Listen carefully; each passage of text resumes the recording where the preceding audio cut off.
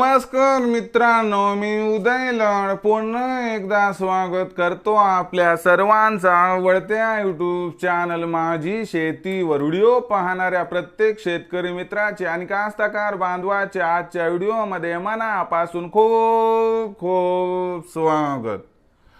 मित्रांनो, thumbnail पाहितलं, title वाचलं, होय मित्रांनो, सामान्य सोयाबीन उत्पादक कास्तकार बांधवांसाठी सर्वात महत्त्वाची अपडेट की आता देशांतर्गत बाजारामध्ये 4600 च्या भावावर 100% करा सोयाबीनची विक्री।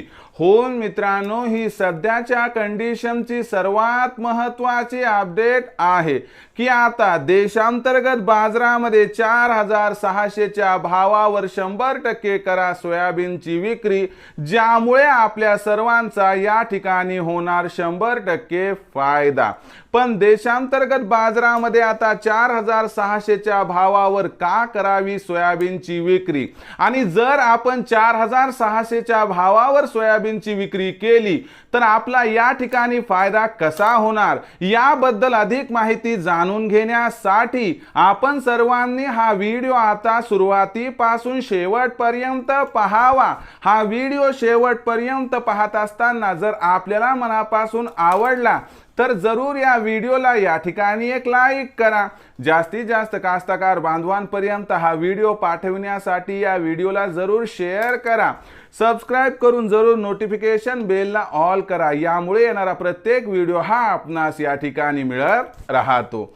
तर बघा मित्रांनो, सामान्य सोयाबीन उत्पादक कास्तकार बांधवांसाठी सर्वात महत्त्वाची अपडेट की आता देशांतर्गत बाजारामध्ये 4600 च्या भावावर 100% करा सोयाबीनची विक्री।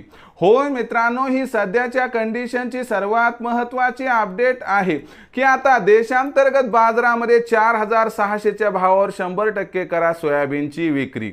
पण 4600 च्या भावावर जर आपण सोयाबीनची विक्री केली तर आपला फायदा कशा पद्धतीने होणार, आणि जर विक्री नाही केली तर आपलं नुकसान कसं होणार समजून घेऊयात। बघा मित्रांनो, आता आंतरराष्ट्रीय बाजारामध्ये जो सोयाबीनचा बाजारभाव आहे तो किती आहे बरं? तो आहे $11.5 ते $12 प्रति बुशेलच्या दरम्यान। आता झाले कसं की आंतरराष्ट्रीय बाजारामध्ये सोयाबीनचा भाव 3.5 वर्षाच्या निच्चांकी स्तरावरती आहे, यामुळे सोयाबीनचा बाजारभाव काही प्रमाणात वाढेल, याचा आधार देशांतर्गत सोयाबीनच्या भावाला मिळेल देखील। पण आंतरराष्ट्रीय बाजारामध्ये आपल्याला माहिती आहे की ब्राझील, अर्जेंटिना, पॅराग्वे आणि उरुग्वे या चारही देशातून सोयाबीनची विक्री ही भविष्यामध्ये मोठ्या प्रमाणात वाढणार आहे।